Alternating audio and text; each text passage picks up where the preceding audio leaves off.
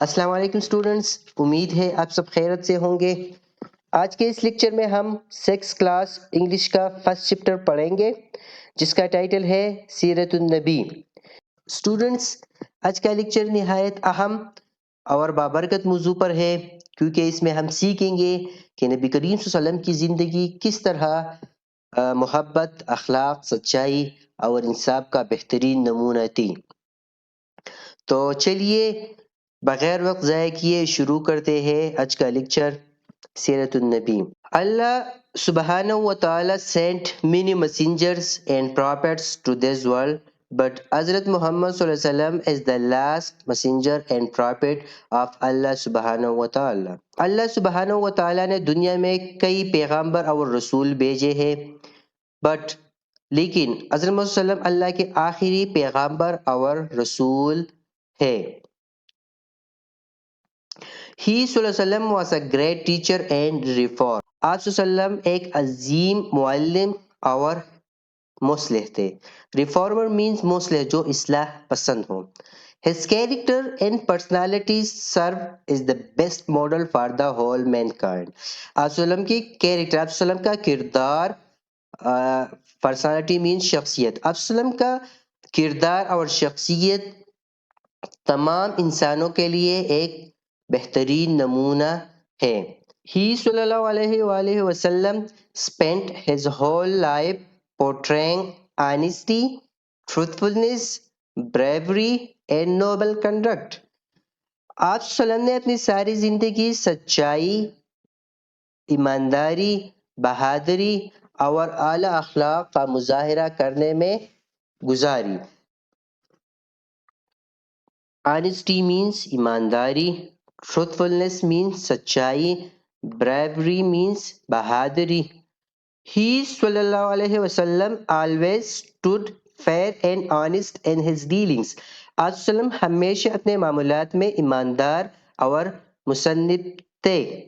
Even before Allah sent the first revelation to him. Revelation means وحی۔ He صلی اللہ علیہ وسلم was known as Al-Sadiq and Al-Amin. Al-Sadiq means truthful and Al-Amin means trustworthy. Truthful means سچا اور trustworthy means امانت دار۔ نبوت ملنے سے پہلے آپ صلی اللہ علیہ وسلم الصادق، الامین کے الفاظ سے مشہور تھے۔ اس کا مطلب ہے کہ جب حضرت وسلم کو نبوت نہیں ملی تھی، پہلے وہی نازل بھی نہ ہوئی تھی، لیکن لوگ آپ کو الصادق اور الامین کے لقب سے پکارتے تھے۔ الصادق کا مطلب ہے سچا اور الامین کا مطلب ہے ایماندار۔ In his young age, he صلی اللہ علیہ وسلم was a successful but honest trader. وسلم اپنی جوانی میں ایک کامیاب اور ایک ایماندار تاجر تھے۔ Impressed by his honesty and fair dealings, حضرت خدیجہ رضی اللہ تعالیٰ عنہا requested him to trade goods on her behalf.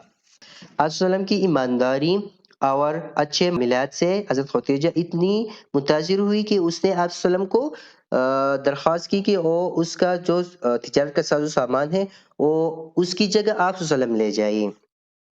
Her slave Misra accompanied him and trade trip to Syria. اس سفر میں حضرت خدیجہ کا جو غلام تھا مصرا، اس نے حضرت وسلم کا ساتھ دیا۔ He observed his honesty during the trip and told حضرت خدیجہ رضی اللہ تعالیٰ عنہ about this. اس ٹرپ میں، اس سفر میں حضرت خدیجہ کا جو غلام تھا مصرا، اس نے حضرت وسلم کا جو بھی حال و حوال تھا اس کا مشاہدہ کیا اور وہ سب حضرت خدیجہ رضی اللہ تعالیٰ عنہ کو بتا دیا۔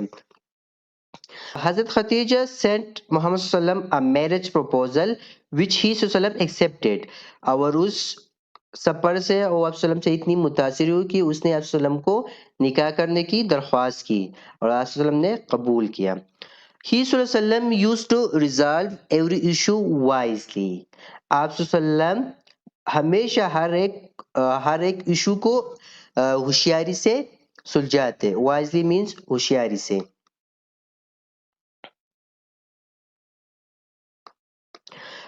Once due to severe floods the Kaaba was rebuilt. ایک دفعہ شدید طوفان کی وجہ سے خانہ کعبہ کو دوبارہ ریبلڈ کرنا پڑا، دوبارہ تعمیر کرنا پڑا. ریبلڈ مینس تعمیر، دوبارہ تعمیر کرنا. فلڈ مینس سیلاب. During the construction, a dispute broke out between the tribes who were keeping the black stone al-Hajri al-Aswad in its place. خانہ کعبہ کی تعمیر کے دوران ایک ڈسپیوٹ شروع ہوا. ڈسپیوٹ مینس ایک لڑائی شروع ہوئی. لڑائی کس وجہ سے شروع ہوئی؟ جو سارے قبیلے تھے وہ اس بات پر لڑائی کر رہے تھے کہ حجر اسود کا جو پتھر ہے وہ رکھے گا. ہر ایک قبیلہ یہ چاہتی کہ اس کو خود رکھے. Every tribe wanted the honor of installing the black stone. ہر ایک قبیلہ ایک چاہتی تھی کہ وہ حجر اسود کو خود اس کا جو اجر و ثواب ہے وہ اس سے ملے اور وہ اسے خود رکھے. Finally, an old man suggested that the first person to enter the Kaaba tomorrow would decide this dispute. آخر کار ایک بوڑھے آدمی نے یہ صلاح دی، یہ سجیشن دی کہ جو بھی کل صبح جو بھی خانہ کعبہ کو پہلے داخل ہوگا وہ یہ لڑائی وہ سالو کریں گا، وہ یہ حل کریں گا. Everyone liked the old man's opinion. سب نے بوڑھے آدمی کی جو مشورہ تھی، جو صلاح تھی، اسے پسند کیا. The next day حضرت محمد صلی اللہ علیہ وسلم entered the Kaaba first. اگلی صبح حضرت وسلم سب سے پہلے خانہ کعبہ حضرت وسلم داخل ہوئے. When the people saw him, they started saying, he وسلم is trustworthy, we are pleased with him. جب لوگوں نے آپ وسلم کو پہلے دیکھا کہ آپ وسلم کعبہ داخل ہوئے تو لوگوں نے کہنا شروع کر دیا کہ آپ وسلم ایک ایماندار آدمی ہے، ہم آپ وسلم سے خوش ہیں. حضرت محمد صلی اللہ علیہ وسلم asked for a sheet and had the black stone placed on it. حضرت محمد صلی اللہ علیہ وسلم نے ایک چادر لانے کو کہا اور حجر اسود کا جو پتھر تھا اس نے اس چادر میں رکھ دیا. Then he صلی اللہ علیہ وسلم asked the chief of each tribe to hold a corner of the sheet and take it to the place of installation of the black stone. آپ صلی اللہ علیہ وسلم نے سارے قبیلے کے سرداروں کو کہا کہ چادر کا ہر ایک کونا پکڑیے اور حجر اسود کا جو پتھر ہے، بلیک سٹون ہے، اس کو اپنی جگہ پر لے جائے، اپنی جگہ پر لے جائے اور رکھ دے. Thus all the tribes were pleased. اور اس طرح سارے قبائل تھے، سارے قبائل کے جو لوگ تھے وہ خوش ہوئے. حضرت محمد صلی اللہ علیہ وسلم was a tolerant leader whose forgiveness benefited both his enemies and friends. حضرت محمد صلی اللہ علیہ وسلم صبر و تحمل کا مظاہرہ کرتے تھے اور آپ صلی اللہ علیہ وسلم کی معافی سے نہ اس کے دوست نے فائدہ اٹھایا بلکہ اس کے دشمنوں نے بھی فائدہ اٹھایا. جس طرح آپ صلی اللہ علیہ وسلم نے فتح مکہ کے موقع پر اپنے جانی دشمنوں کو بھی معاف کیا تھا. His merciful nature was evident on the day of the conquest of Makkah, when he entered the city as a victorious conqueror and pardoned his worst enemies.